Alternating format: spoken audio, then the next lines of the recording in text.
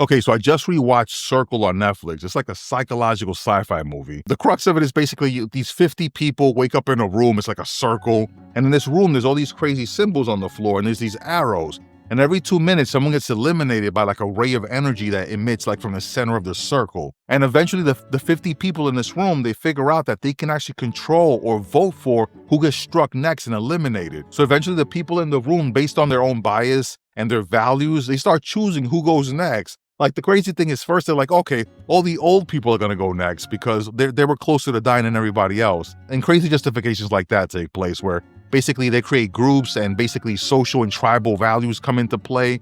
The movie touches on politics, like social economic issues, and just like how people in America treat each other. So they start basically moving against each other based on their own values and the prejudices that they hold. But what I find interesting is that at the end of the movie, and let me know in the comments if you know the answer to this, only one person can survive, they figure out. They figure out that there can be no ties. Whenever there's a tie, both people get struck down. So at the end, there's a little girl and a pregnant woman, and there's also a guy named Merrick, I believe. And those three people, only one of them can be left there. Two people cannot be left at the end. One of them has to sacrifice themselves for a person to win and leave the circle. So out of the 50 people, only one person can leave. And since there could be no ties, one of them has to actually walk out of the circle and leave the other person to survive. So obviously everybody's all about their own personal survival. So they figure out that we cannot leave it to the little girl and the pregnant woman because everybody else will be eliminated. But eventually everybody else is eliminated. And it's just Eric, the little girl, and the pregnant woman. Now remember, only one of them can survive and the other person has to leave the circle. There can be no ties. They can't choose each other, the last two people. So Eric tricks the little girl into eliminating herself. And then he selects the pregnant woman, right? And then after that, Eric thinks, well, I'm done. But actually, no, he gets highlighted and the pregnant woman's body gets highlighted because there's still a baby in there. So it looks like the baby counts as a person, obviously.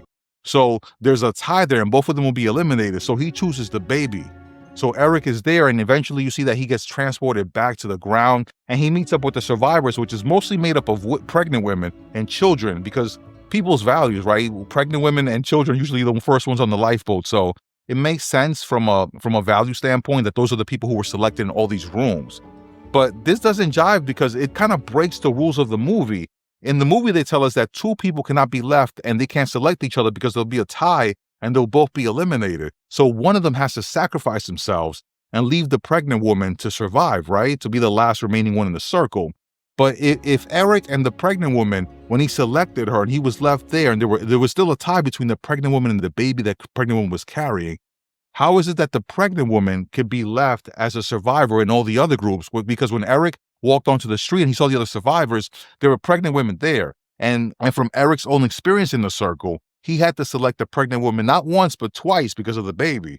So is a pregnant woman only one person for the sake of this movie and the rules of this movie when she's alone? Because if anything, a pregnant woman couldn't be the last person surviving because she has a baby. That's two people, right? So how is it that the pregnant women, put it in the comments, let me know if you know the answer to this, because after I watched the movie, I was thinking about it, I'm like, wait a second. The movie made it seem that the pregnant woman counts for two, obviously, because she has a child, and Eric had to select the pregnant woman twice because he was tied with the pregnant woman's baby, and he wouldn't survive if he didn't select her body again.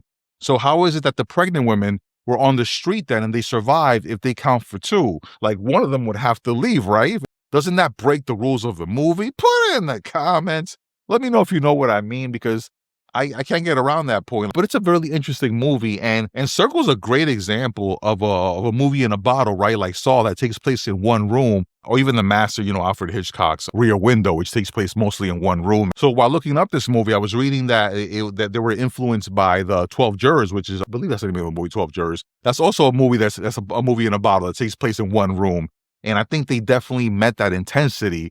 And it's all about the delivery of the actors and the tension and people choosing their sides and their values and their prejudices. So it's an awesome movie. I obviously ruined it here, but if you haven't, check out Circle on Netflix. It's still there. You should definitely check it out. But as always, that's the Tone Show. Put it in the comments. Let me know if Circle broke the horror rules or the rules of itself in there. As always, that's the Tone Show. More rants like this,